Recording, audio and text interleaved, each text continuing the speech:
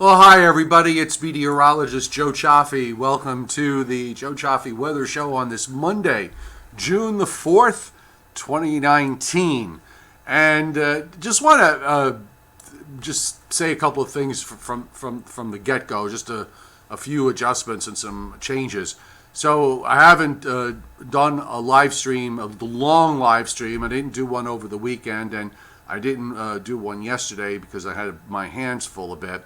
But we've started. I started a new video in the morning. It's called Weather in 5 days in 5 minutes, and that'll be going up on a daily basis. I started that late last week, continued it through the weekend. It seems to be working very well for me.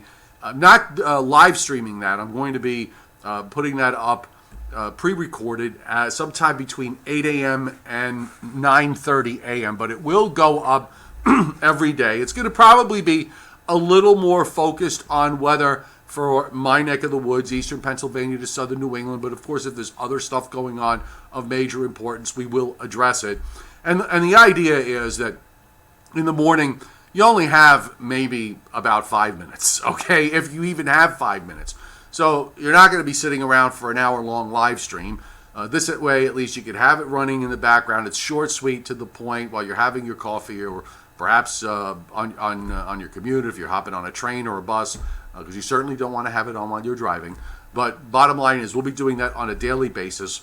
The longer live streams will remain in the evening hours. We'll be shooting for 6 o'clock Eastern time starts, although, of course, the schedule permitting for me, occasionally we'll be moving it to 7 o'clock Eastern time. So that added little feature, I hope everybody enjoys it. And if you have any ideas or suggestions, just leave them in the comments. I know I've got some audio problems. It's a little overmodulated in the morning from when I do it from my laptop, and I have to figure that out. So I think that's going to be my job tomorrow morning, is bringing the audio levels down just a bit. Hope everybody had a great weekend. The weather has been nothing short of spectacular in my neck of the woods anyway, yesterday and today. But we're already beginning to see some changes that are going to take us through some important developments as we go through the end of the week and into the weekend. And I'm hoping they're going to be good developments for my area. They may also be good developments for areas where it winds up bringing showers and thunderstorms, like in the southeast, where it has been rather dry in the last couple of weeks, while the plains have been getting hit pretty hard, and of course some areas of the mid-Atlantic and into the northeast as well, with heavy downpours and thunderstorms. But we are seeing some pattern adjustments. We have a disturbance in the southwestern Gulf of Mexico that's been there now for 5 or 6 days. We're going to take a look at that as well. So let's start off with what's going on severe weather risk-wise tonight, because we do have a couple of areas in play. The largest area is where we have 2 severe thunderstorm watches, one at the southern end and the other in the northern end, where you have this large area of slight risk from the middle Mississippi Valley all the way up to Minnesota and into the Western Lakes. We also have an area of enhanced risk through the eastern Minnesota and into much of the northern half of Wisconsin. There is one, there's one working severe thunderstorm watch up at the moment as of 6:03 Eastern time there. On the northern end, there is one on the southern end in Missouri and in a small portion of southwest Illinois. We also have slight risk in southwest Texas, southeast New Mexico, where we have a working severe thunderstorm watch. And we have a small area of slight risk in the southeast, where we have another severe thunderstorm watch covering much of southwestern South Carolina, I guess maybe that's how you would refer to it, and southeastern Georgia. That's encased inside an area of marginal risk that goes southward into extreme northeastern Florida. So that's going to keep things a bit on the busy side. We don't have any really widespread severe weather where it's a long line that's getting wrapped up into a deepening low. You're seeing the thunderstorms a bit more broken up in nature instead, and that leads me to suspect that in terms of a widespread outbreak, you're probably not going to see it. But on the other hand, some of those thunderstorms are going to be rather strong. Meanwhile, here in the Northeast, we're setting up a warm front, and that warm front lies north and west of the coast, up through upstate New York and into southeastern New England, north and east. So that's that band of bright white clouds that you see coming down from Canada over Lake Erie, and more so over Lake Ontario than Lake Erie. There are no thunderstorms that are occurring with that. There's just some light rain. That's in the cooler air to the north. Of course, I'm still sitting in that patch of clear skies from eastern PA to southernmost New England southward into North Carolina. You can see the clouds that are firing up with those thunderstorms in South Carolina down along the Georgia coast. And then you have the moisture in the Gulf of Mexico with the disturbance that has been sitting, actually just very slowly creeping northwestward over the last 4 or 5 days. It has had plenty of time sitting over the waters there in the southwest Gulf, which are actually sitting at around 28, 29 degrees Celsius. Certainly would be warm enough to support development, but there are other things going on in the upper atmosphere that are holding it back. One of the interesting statistics that I found, and we're going to go close up in this, is that at least through the first 10 days of June, since 1851, there has never been a tropical cyclone that has originated down in the southwestern Gulf of Mexico. It was a little bit of a surprise to me. I thought maybe you'd see a couple of them, but at least through the first 10 days of June, it's never happened. And that might also go to the idea that when you look at the entire region across the tropics in the first 10 days of June, there hasn't been all that much development. You can see the clouds and the storms in West Texas on northward, and of course what's going on up in the Plain States. So I'm going to get the window here full screen. We'll get that going.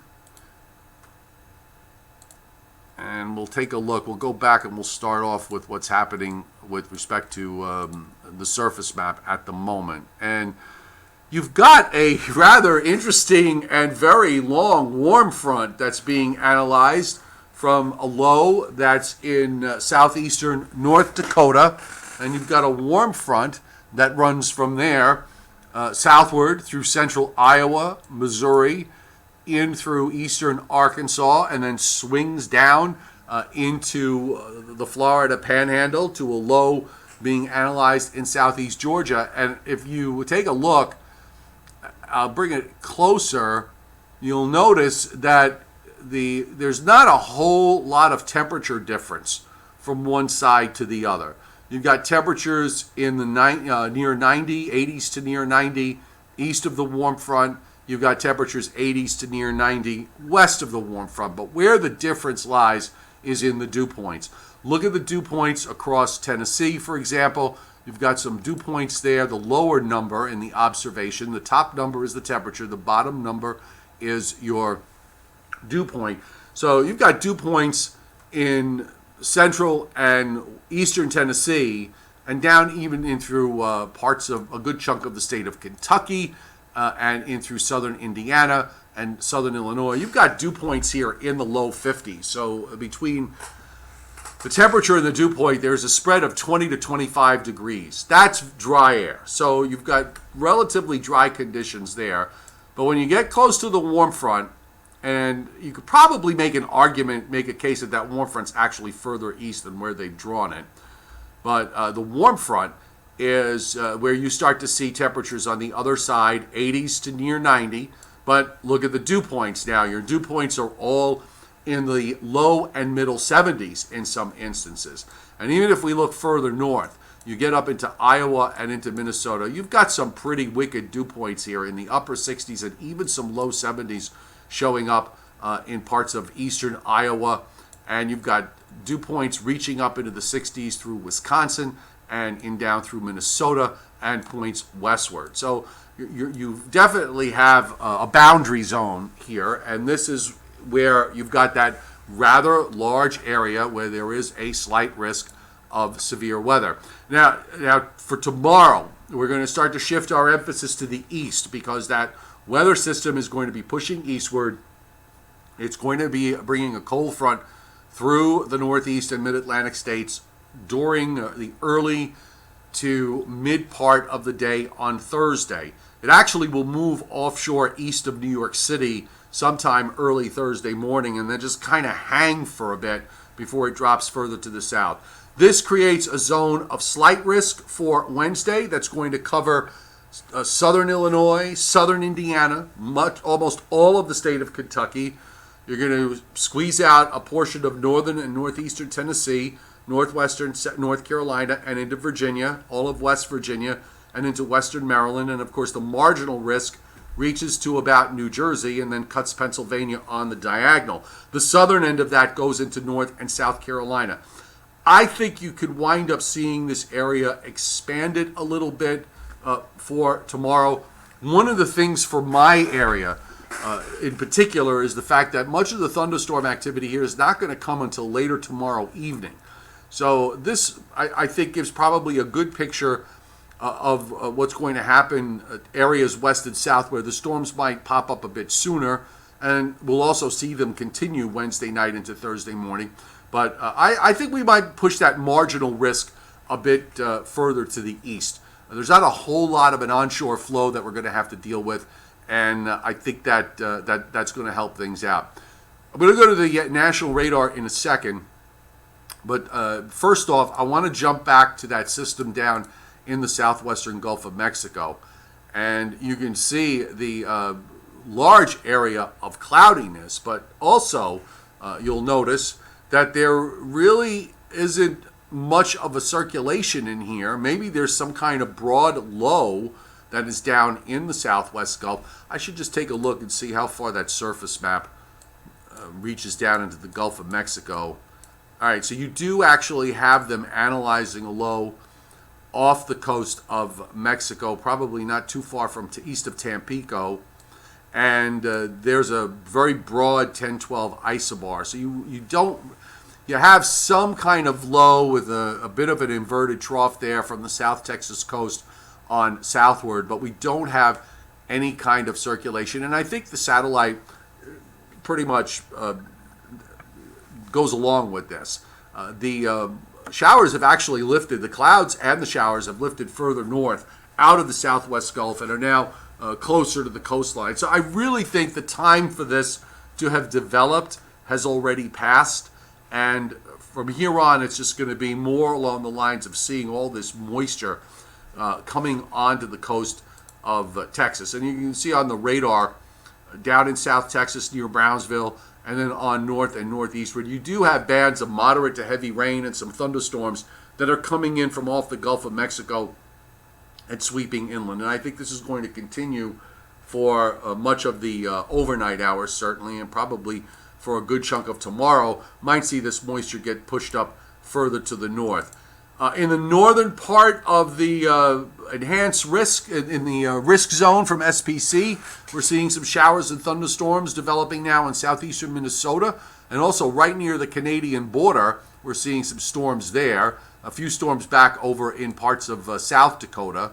And then you've got some thunderstorms clustering around parts of southwestern Missouri, starting to also see that development moving into southwest Texas. This is that other area of slight risk and that other severe thunderstorm watch that we have. And then, of course, in the Carolinas, you are seeing this is that area of slight risk and the severe thunderstorm watch that is up for parts of southern South Carolina to southeast Georgia, where you're seeing some showers and thunderstorms as of 6:13 Eastern time. What's up in the northeast? Well, this is your warm front, so this is the precip to the north and east of that, or the beginnings of a warm front, and that is just light rain. Maybe a couple of little patches there in the yellows where the rain is a bit coming down moderate. I looked at the OBS about an hour or so ago. I could only find a few stations reporting light rain. My guess is that some of this is actually not even reaching the ground because of the air being so dry here in the northeast, so bone dry that it is just evaporating before it does so. The west is quiet, and that's good. We've got some scattered activity that runs up through the central Rockies, and you can see that on the wider radar view. And you also have some patchy shower and thunderstorm activity going on in parts of the state of Florida. There's probably some kind of sea breeze front here. I didn't really analyze it closely because but because I didn't have a chance. But the way those thunderstorms are lining up inland of Tampa, St. Pete, and down toward Sarasota and Naples, you're seeing much of the thunderstorm activity well inland. So that, to me, kind of, it sort of looks like some sort of sea breeze front that's in play in the state of Florida. So I'm going to jump to the upper air. I'm going to bring the paint box up because we do have some changes going on that I think are very important. First off, before I even do that, let me just set this up. And just running back with everything that's happened in the East over the weekend. And, of course, you've got this deep trough in the East that brought down that nice, cool Canadian air mass that my folks are enjoying. Well, that upper trough now is lifting out, and it's going to do so relatively quickly. That's going to allow a shortwave trough to come out of the northern plains and Great Lakes and head to the east for Wednesday night into Thursday. You can see that there's the height lines there just kind of come down a little bit. You've got this upper low. That was something that came into Southern California back over the weekend. That has pushed slowly eastward into Texas and eventually finds its way over toward Oklahoma and Arkansas. Now here's where this is going to make it interesting, and I mean this from the standpoint of in a positive way. It's been, I can't remember how long it's been since we've strung together in my area 3 days in a row of nice weather or 4 days in a row of nice weather. You probably have to go back months and months to find the last time we had a streak like this. So what is happening with this next cold front that comes through on Thursday? It's going to try and do what the last one did, and that is move southward through the mid-Atlantic states and stall out. Now, the last time around, we saw it stall out somewhere across southern New Jersey, through Maryland, and it would buckle northward. This is what we went through last week. Remember when we saw that frontal boundary buckling north and buckling southward? Every time it did that, we wound up with some showers and storms to deal with, and 3 days worth of it, by the way. But it's a bit of a different scenario this time around because of the positions of the trough. One in the west that is not especially deep, and it doesn't really extend all the way down into Southern California. Or there is troughing down into Baja Peninsula, but compared to the deep trough that we had last week, covering pretty much the western half of the United States, it's nowhere close. You still have, and this is the upper air for Friday evening, by the way, you still have troughing here in the east. There's an upper low in Labrador, and there's a trough that extends down from there just off the east coast. In between all of this is a ridge of high pressure that's building from Virginia to Minnesota and then on up into central Canada. So what does that mean? Well, for one thing, and I'm going to bring this back up now fresh.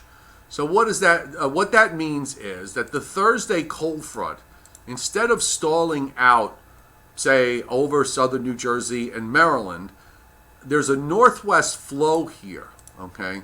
There's a northwest flow that runs right there where I've got the arrow. Well, the southern edge of that northwest flow is probably from about Green Bay to Detroit to south of Pittsburgh to about Washington, D.C. You've got northwest winds aloft. So that, to me, argues that the cold front this time around, instead of pushing down to the zone I just described, could wind up pushing down further south into North Carolina and Tennessee, and possibly even a bit further south than that. The ridge that you see built up here in this position is going to hold back this upper low. This upper low wants to go northeastward, as they often like to do, but it can't really do that because it's got this ridge of high pressure here, right in here, this upper high. It's It's a little bit odd. It's a little odd to see it angled this way, but the atmosphere sets up the way the atmosphere wants to set up. That ridge is holding that upper low in place in Arkansas, and it really can't lift up until that ridge gets out of the way.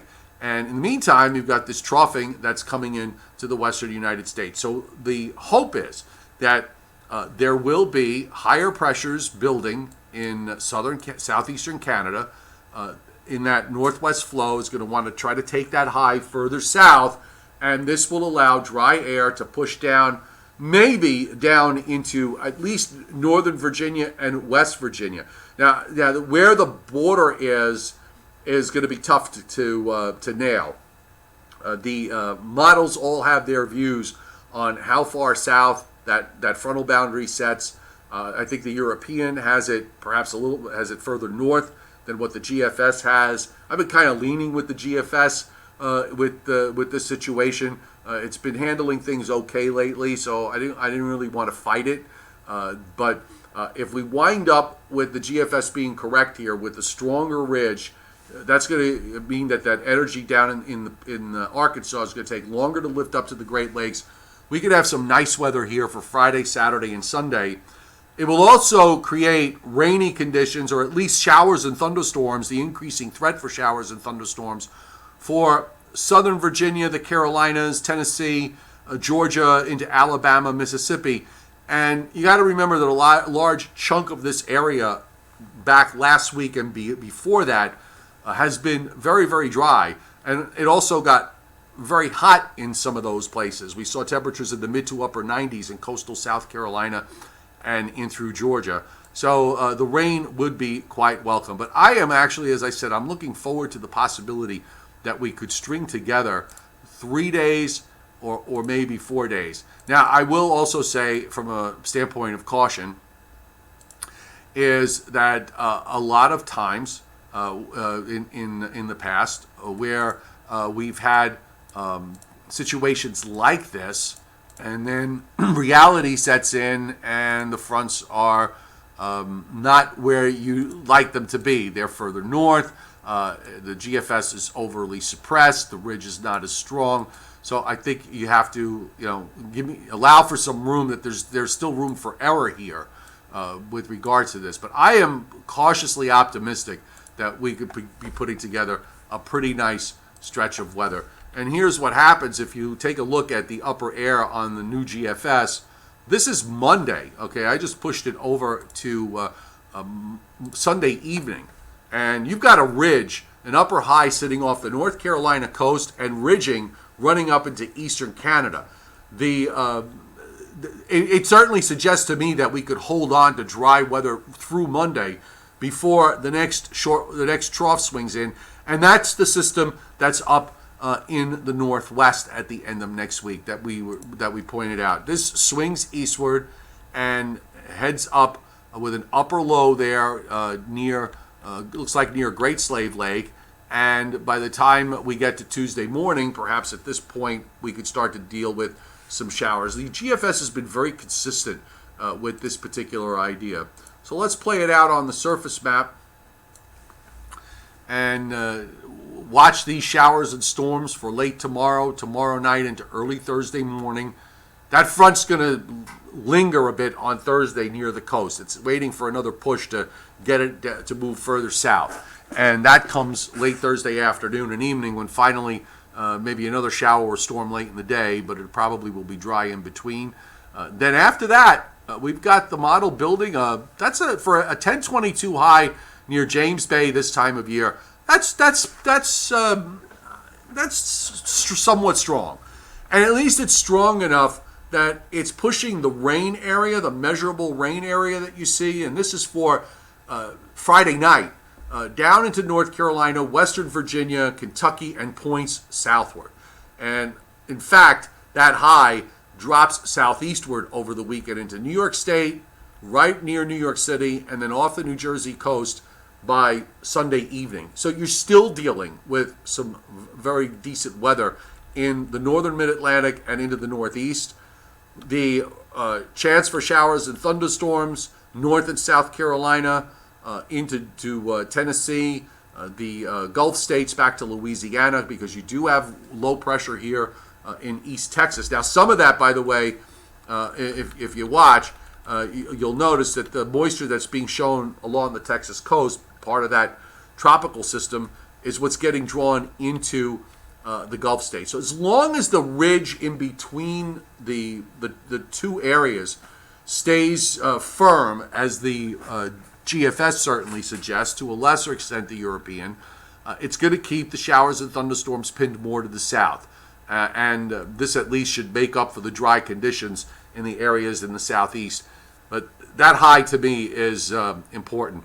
By the way, you'll notice as we get into that trough swinging through southwest Canada, producing actually some snows in some of the higher elevations in the northern Rockies over the weekend. Pretty interesting there. You got another low coming out of Colorado. Finally, as we move into Monday night and Tuesday, you start to see the trough moving across southern Canada, so you're going to bring in a cold front and the chance for showers and storms here.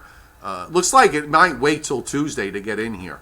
At least that's what it seems to me. But if you want to make a case that perhaps the ridge is a bit overdone, maybe it comes in for Monday night. So I'm as I said, it's Tuesday, so I think I'm allowed a little bit room to be cautious here. But I'm cautiously optimistic that we're going to we'll deal with what we deal with for later tomorrow night into early Thursday. And again, some of those storms are likely, you probably see clusters of thunderstorms that will develop, and there might be some severe thunderstorms in that mix. And then we get to wait for the next trough early next week. Notice how the wavelength here lengthens, and it picks up that southern energy here and lifts it up to the northeast. This is going to be for late Monday night, Tuesday. So again, that ridge holding is key. And you still got a bit of troughing here during next week. One thing I will say with this pattern, and as we go through the latter part, now we're into the deeper part of the long range, there's a fairly strong west to east flow here across the U.S. In the latter part of the forecast period. It suggests to me strongly that weather systems continue to move along, that dealing with we won't be dealing with too much in my area regarding an onshore flow anyway, and that's good. So we don't wind up getting to a situation where it's cloudy and raw and damp for days at a time. But with weather systems moving along, it does mean that it really can't get hot up here. Could we get the odd day? Sure. But if you're a fan of prolonged stretches of 90-degree weather, you're not really going to be able to pull that off in the pattern that is being indicated for the first couple of weeks of this new month of June. It's hard to believe we're almost 6 months. Oh, we're halfway through here, folks. What caused the wall cloud? I have to look at the specific dynamics, Johnny Quest. You said this. I think I saw it on the internet and a few other places. You might have seen the very impressive wall cloud that developed with thunderstorms back in Illinois back a few days ago. But I got to go back and see exactly what the dynamics were with all of that. So I don't want to start. I could speculate off the top of my head, but let me take a look and see what was happening that could have produced it. Some of that may have also been due to the topography of the area in Illinois. Certainly, certain cloud formations that you see are predicated upon how flat a terrain is, how mountainous it might be. Are there lakes nearby? Is there an ocean nearby? So my guess is, at least initially, that it's probably a combination of the dynamics that were being dealt with, combined with the impacts of the topography and the time of day that created it was kind of very scary looking with that. And as I recall, those areas were in areas of risk for severe weather. So the dynamics must have been fairly strong to help produce that. Is it unusual, Chuck Cardillo asks, for the NAO to be negative so many days in a row, and it seems like it's going to stay negative for a while? That's not too unusual. When you get, this time of year, you don't get these strong NAO signals. You get them much weaker, but sometimes they do hang around for a while, particularly in this time of the spring. You get to a point where you carry a negative NAO in the summer. A lot of times that can mean hot weather here in the eastern states, with all other things being equal. We have to sort of look at what the EPO is doing and everything else. I forgot who mentioned it. Maybe it was David Schwartz. He's not on tonight right now, but he did mention that a desert area in India hit 150 degrees Celsius, which was 122. It was 55 degrees Celsius, because 40 is 86, 95, 104. Yeah, so 50 degrees Celsius was up around 122 degrees Fahrenheit. I mean, that's insane to have temperatures like that. I wouldn't even know how to handle that sort of thing. Just running through everything else, all of everybody's chat comments here. Erica Baker, I think we in Oklahoma are getting into a more zonal panel and storms are getting more convective. That's correct. You're not seeing these wrapped up cyclones like we saw over the last couple of weeks, where you get these widespread outbreaks of severe weather. It does tend to be more convective. Clusters, maybe you get these, the SPC refers to them as line segments. So just basically like these short lines that form east-west or northeast-southwest. But it's not one of these, really crazy long lines that runs across several states and then swings over, eastward, where you get large areas of geography that wind up getting impact out of all of this. Just getting through all the... By the way, collective hello to everybody. And just to let you know, Scott Briller, the chairman, as I call him, because he's usually the first one on the chat, and he was on tonight. His mom is back home. She is slowly recovering, and we wish her all the best. Day at a time. These things take a while to get for people to recover from, and we just offer all our positive thoughts and positive energy to you, that you get better very, very soon. Tim Davis, you in Arkansas, I'm sure, are tired of the flooding rains. It's rain since September and way above normal. Yeah, and certainly with what's been experienced over the last couple of weeks, the rain has been crazy in that particular area. Dev Ram R, do I have an opinion on the grand solar minimum? This is something that Joe Rayo, my colleague, has touched upon from time to time, and I know I've seen a number of people talking about this, about the lack of sunspot activity. It was thought that maybe that was tied to long duration climate changes, where it brings a colder pattern over the long term, pointing to the mini ice age. But then it was the deeper research perhaps indicated that was more volcanically induced than anything else. I honestly don't have an opinion myself, but the next time I have my colleague Mr. Rayo on, we can bring up the question, and I'll have him give the answer to. Izzy D, interesting in the GFS would work that we have a trough into the northeast Saturday and Sunday. Do you think that trough would dig further south and make some rain come up the coast? That trough is way out offshore, Izzy, so you're going to have, that would actually would bring drier air down, because the trough position over the weekend is off the east coast. It's not along, or actually it needs to be just to our west. It is off the east coast, and therefore if it were to dig further to the south, you'd have a northwest flow up and down the east coast, so that would actually bring drier air and keep things cooler for a longer period of time. as well. Christine Miller, nice to see you on board tonight. 99 Wolves, you haven't been around a while. Nice to see you. And same for James James NASCAR fan. Nice to see you on there. And Joseph Nurek. Joe, you brought up in a comment, and I guess I'm going to wrap it up, but I'm going to address your comment that you left on one of the other videos with respect to the live streams and the new thing that I'm doing. Okay, so the live streams are going to continue. I just happened to take 3 days off in a row, so that's why there was nothing over the weekend, and I didn't get an opportunity to do one yesterday, but we're back to normal today.